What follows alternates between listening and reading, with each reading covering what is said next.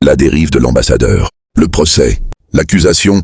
La salle est bondée plus que hier, comme si les débats de ce jour étaient vraiment attendus. Je fais un clin d'œil à Célestine, assise en première ligne de l'auditoire. Je remarque la présence de plusieurs confrères dans la salle. La classe politique et la société civile sont bien représentées. Le ministre de la Jeunesse et des Sports, assis au premier rang, est accompagné d'une forte délégation dont les porte-paroles des clubs et associations de jeunesse.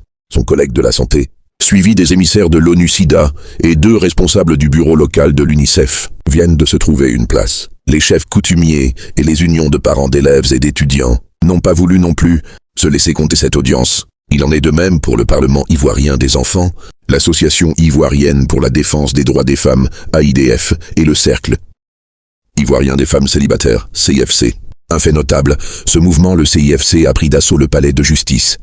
Depuis l'entrée principale, c'est-à-dire l'ouverture de la vérité, jusqu'au mythique hall Ernest Boca du bâtiment de Thémis, un millier de jeunes femmes, avec la tête enserrée dans un ruban rouge, dominent l'assistance. Dehors déjà, j'ai été frappé par leurs banderoles revendicatives affichant « Même si vous ne voulez pas du mariage légal, prenez-nous en union libre » ont également tenu à assister à la rencontre d'aujourd'hui les représentants du corps diplomatique, les chefs des églises catholiques et protestantes et des organisations islamiques. Me voici devant le prétoire. J'ai endossé le costume que Van Lasky préfère. Je ne sais pas pourquoi, je suis de très bonne humeur ce matin.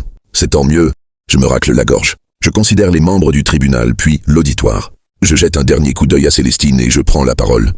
Monsieur le Président, Mesdames et Messieurs les membres du tribunal, je voudrais solliciter d'avance votre indulgence pour le temps que va nécessiter ma plaidoirie, car le sujet est d'une importance capitale et il ne faut pas le survoler.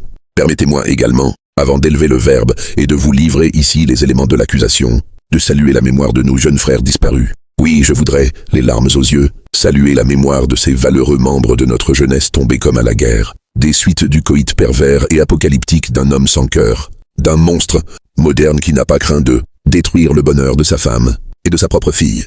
Je voudrais pleurer la vie trop tôt usée et brisée du jeune, qui s'est tué par son amitié avec Van Lasky. Mes larmes sont chaudes pour l'innocent Yapo Denis plein d'ambition, qui a eu la malchance de croiser le chemin du diplomate de malheur. Je souffre dans mon âme pour la mort prématurée du dynamique, Éric Deschansons arraché à sa femme inconsolable, fille même de son volcanique amant sodomite, et à sa patrie, la France.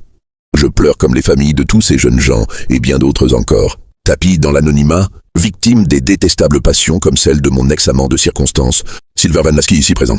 La salle est attentive, tous les regards sont rivés sur ma personne. Le moment est grave. Je jette un coup d'œil du côté de l'accusé. De son banc, il me dévore d'un regard de braise. À quoi pense-t-il en ce moment? À nos amours passés? À ma traîtrise?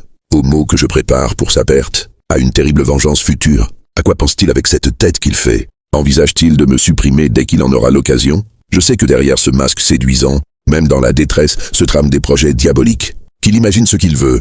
Rien ne brisera mon élan. Je poursuis. Oui, j'ai fait l'amour avec l'ambassadeur du GX. Tels un homme et une femme peuvent s'accoupler sans charge. Affective pour les besoins du cinéma, j'ai fait l'amour, dans la mesure de mes possibilités, avec le diplomate Silver Van Lasky par nécessité professionnelle, pour les besoins d'investigation aux fins d'une production intellectuelle. J'ai expérimenté cette pratique malheureuse, non pas parce que inspiré par la lubricité, ni pour bénéficier d'une quelconque protection ou pour conserver une relation privilégiée ou encore pour un besoin de domination, ni pour ma survie. J'ai fréquenté l'homosexuel pour connaître ses pratiques, avoir des arguments afin de l'empêcher de nuire. En somme, pour combattre l'ennemi, il faut le connaître, et bien le connaître. Telle est la mission du journaliste d'investigation, tel est le rôle de l'écrivain moderne. Je connais donc l'homme jusqu'en dessous de la ceinture. Je n'ignore pas par conséquent ces choses-là. Elles commencent généralement par des masturbations avec fantasmes hétérosexuels, puis le sujet passe l'étape des masturbations avec des fantasmes homosexuels. Ensuite, il accède à l'homosexualité épisodique, et enfin parvient à l'homosexualité habituelle. Que recherchent les hommes et les femmes? Dans la logique du sexe commun ou dans la pédophilie? Faisons un peu d'histoire.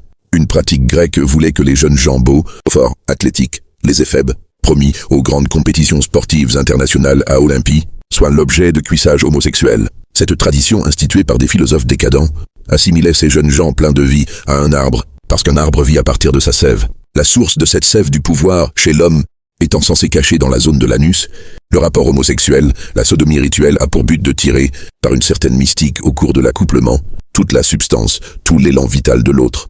Et plus le partenaire est jeune, plus fraîche et plus riche semble être cette sève.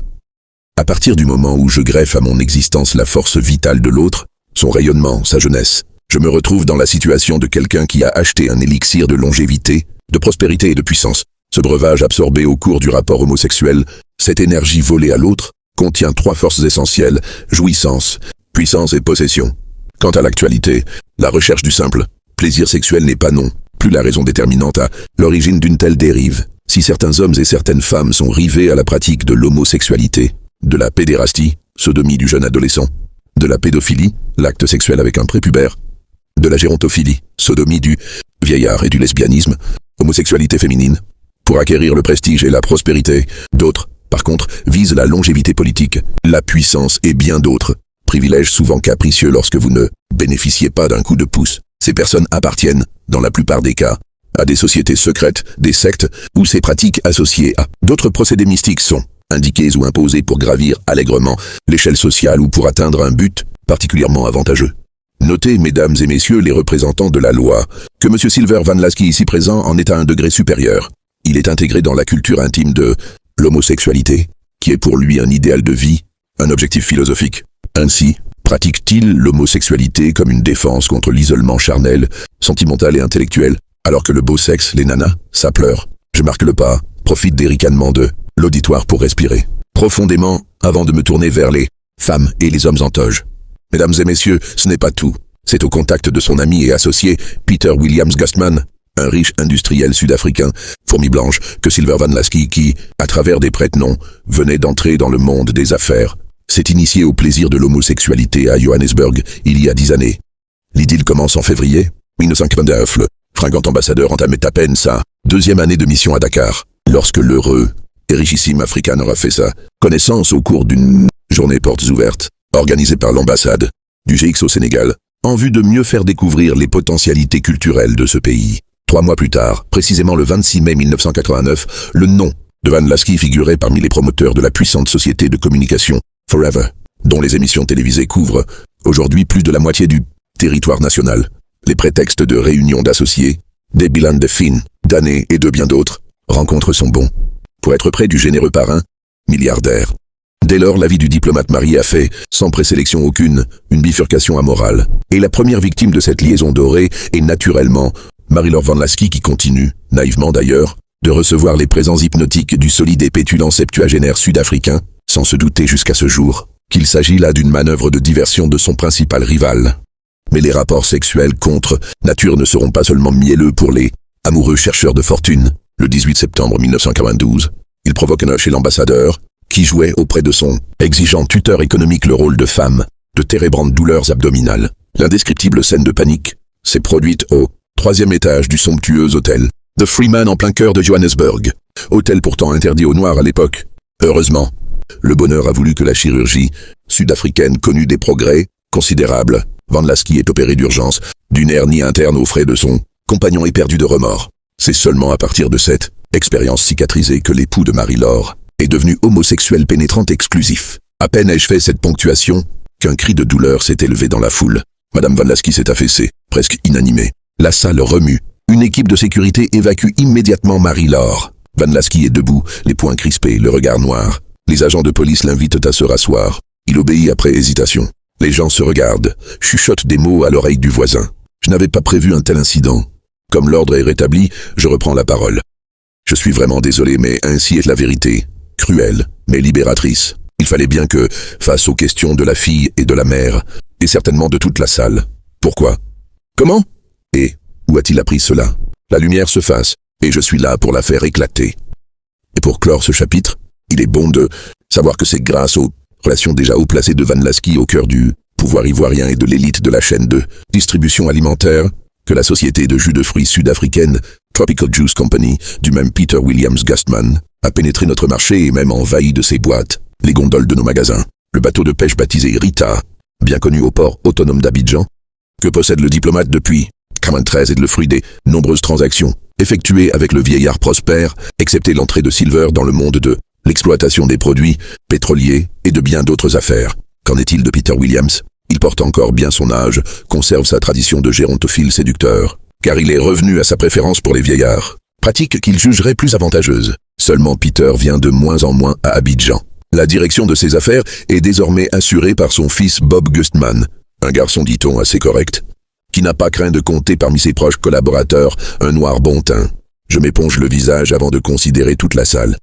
Mesdames et messieurs, la criminalité de l'acte de l'accusé est plus que jamais évidente. Et j'avoue que le fait que ce débat, hier mi-sérieux, mi-ironique, entre aujourd'hui dans nos consciences avec toute sa gravité et son horreur, me réjouit. Rappelez-vous la marche des événements, les dénégations éhontées de l'accusé, la levée de boucliers des forces sociales, la réaction des autorités ivoiriennes, le désaveu du gouvernement du GX à son représentant, la déclaration décisive du regretté Yapo, et enfin l'aveu spectaculaire du même accusé. Aveu me faisant du coup, grâce d'une argumentation ardue pour prouver sa culpabilité. Ce sont des événements qui honorent le combat pour la sécurité de la jeunesse de ce pays. C'est pourquoi je voudrais me soulager la conscience en attendant que les avocats de ces jeunes gens tués atrocement prennent les dossiers et viennent les défendre. Cependant, des questions demeurent sans réponse. Combien sont-ils? Ces diplomates porteurs d'un syndrome d'inversion du rôle sexuel, promptes à se dévêtir devant notre jeunesse à laquelle ils proposent des pièces dévaluées. Qui sont ces visages encagoulés qui portent cette tendresse trop exagérée à nos héritiers? Combien de garçons enverront-elles encore au cimetière? Ces personnalités hors de tout soupçon, pourtant coupables d'actes impudiques, d'attentats à la pudeur apparemment sans violence, mais aux conséquences incalculables? Personne ne le saura certainement jamais. Chaque jour que nous connaissons, la jeune volonté de nos enfants et petits frères succombe à la puissante séduction de ces Van Lasky, qui les souillent, les pervertissent et les déciment. Votre honneur, il est temps de tuer dans ces hommes désaxés l'éclosion des désirs démentiels. Il est temps de chasser des esprits de ces autorités que nous côtoyons tous les jours, cette dérive sexuelle aux résultats dramatiques. Mesdames et messieurs les garants de la justice, prenez vos responsabilités si vous ne voulez pas que demain, ce soit le tour de votre enfant ou de celui d'un proche. Vous avez de si beaux enfants. Vous avez des héritiers si charmants et si brillants. Si vous ne souhaitez pas voir les jeunes de ce pays périr par vagues, dans les mêmes conditions que le jeune Yapo, l'innocent Issa ou Eric, des chansons et bien d'autres enfants, victimes de pédophilie ou de pédérastie à travers le monde, actionnez le droit dans son expression la plus répressive. Boutez l'homosexualité criminelle.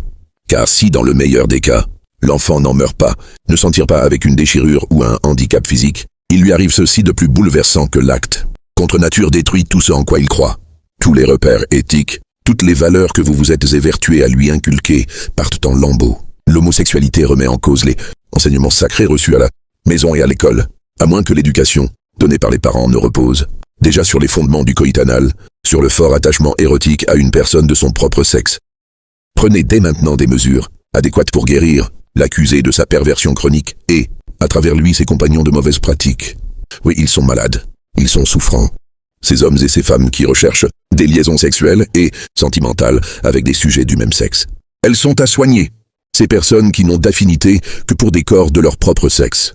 Et la jeunesse ivoirienne n'est pas affligée de cette confusion comme eux pour se livrer, tels les Grecs de l'Antiquité, au plaisir du saphisme et de la pédérastie. Distingués membres du tribunal, mesdames et messieurs, il vous appartient, par le sens de votre verdict, d'aider cette jeunesse à ne pas coopérer à sa propre corruption et à sa propre perte. Me concernant, je vous avouais tantôt que j'avais fait l'amour avec l'ambassadeur, dans la mesure de mes possibilités.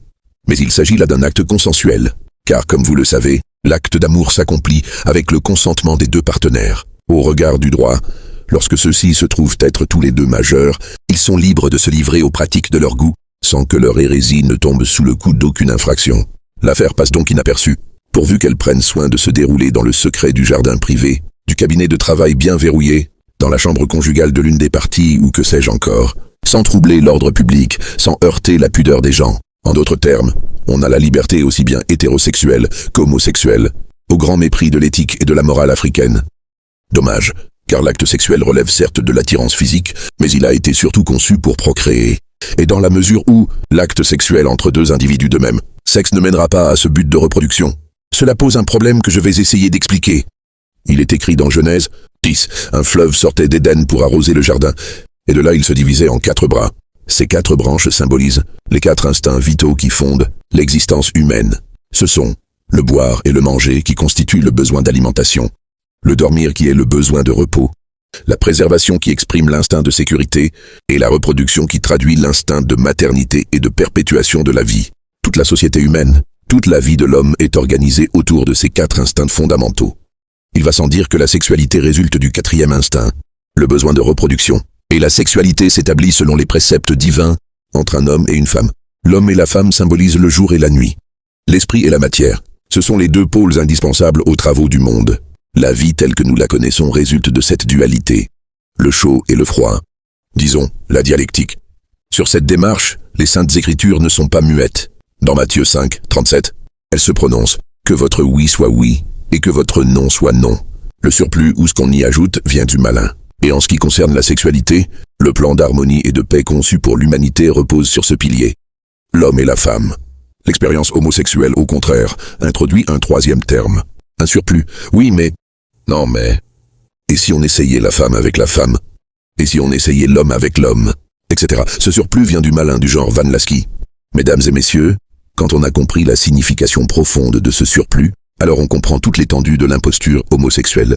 L'homosexualité est une véritable imposture en ce sens qu'elle introduit un troisième pôle qui éloigne l'homme du plan de paix et de bonheur. Imaginons que toute la société humaine accepte la théorie homosexuelle, et que toutes les femmes se tournent vers toutes les femmes, et que tous les hommes se tournent vers tous les hommes. En l'espace d'une génération, le besoin de reproduction disparaîtrait, et en l'espace d'une génération, la vie sur Terre serait dans l'impasse, parce qu'il n'y aurait plus de naissance. Un autre plan est proposé à l'homme pour arrêter le cheminement, pour mettre fin à la progression, pour arrêter la vie. Mais au nom de l'évolution des mentalités, dit-on, on ne peut se permettre aujourd'hui de réprimer l'acte sexuel contre nature. Cette argumentation devient cependant caduque dès l'instant où le partenaire, même majeur, n'est plus consentant et fait l'objet d'un harcèlement méthodique. En effet, dès que j'ai décidé de ne plus me livrer aux vices de Van Lasky, je suis devenu le sujet d'une filature serrée, d'un harcèlement des plus liberticides. Or, le harcèlement sexuel est tout aussi pénible à supporter lorsqu'il est le fait, non d'une guignonne, je veux dire d'une belle jeune femme, mais d'un homme, un diplomate outragement proche de vous, qui vous hante tous les instants en vous poursuivant avec son insatiable zizi. Et cela est d'autant plus inquiétant que l'ambassadeur est armé et emploie son personnel, notamment son chauffeur Boniface, à l'accomplissement de tâches peu recommandables. Vous avez le rapport de la police. Mesdames et messieurs les maîtres du droit, la pratique d'actes sexuels non conformes à la nature, avoués par l'accusé, le choix coupable d'un partenaire non consentant, sont autant de délits que vous devez condamner aux peines les plus graves, les plus lourdes prévues par l'article 360. Le peuple vous serait reconnaissant de mieux faire, connaître à cet homme qui n'a qu'une idée désincarnée de nos réalités carcérales, les 4 principales fonctions de la prison, à savoir la neutralisation de l'individu dangereux, l'exemplarité, l'expiation et l'amendement. Fonctions auxquelles l'on peut avoir la générosité d'ajouter la sécurité de l'accusé lui-même, contre qui s'élève un capital de colère. Les diplomates indélicats de son espèce, purgeant une peine privative de leur liberté, soumis à la promiscuité de la même litière de paille, des mêmes conditions de salubrité et de vie sommaire que nos surpopulations pénitentiaires, éprouveraient des regrets déchirants de leurs activités délictueuses et chercheraient à racheter ces erreurs passées par l'amendement de leur âme. Un changement cognitif n'est-il pas nécessaire à leur réinsertion dans la vie sociale? Mieux, après leur élargissement de nos maisons de force, ils seront les ambassadeurs de leurs anciens camarades de tôle, les populations pénales, auprès de leur gouvernement, afin que ceux-ci nous aident à humaniser ces geôles. Monsieur le Président, Mesdames et Messieurs, la jeunesse de ce pays vous observe. Je suis entouré par la foule. Des amis et connaissances, et des inconnus se pressent les uns contre les autres pour me féliciter. C'est la pause. Célestine m'a rejoint. Nous nous sommes isolés.